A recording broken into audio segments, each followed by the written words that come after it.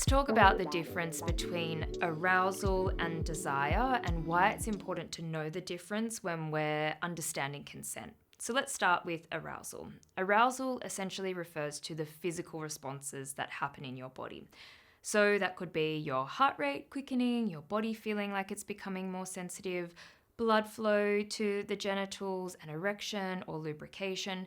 Basically, arousal is all of the physical responses in response to a stimulus.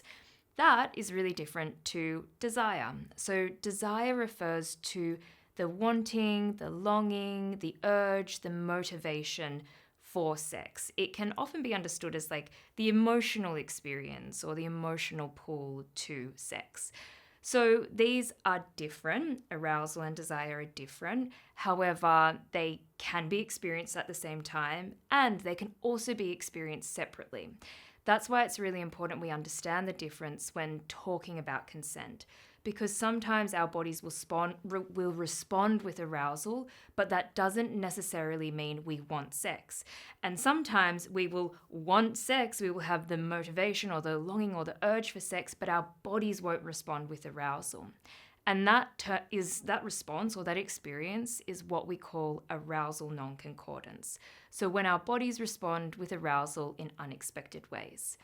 And when I'm working with my clients, it's also important to understand this when we're talking about sexual assault or trauma.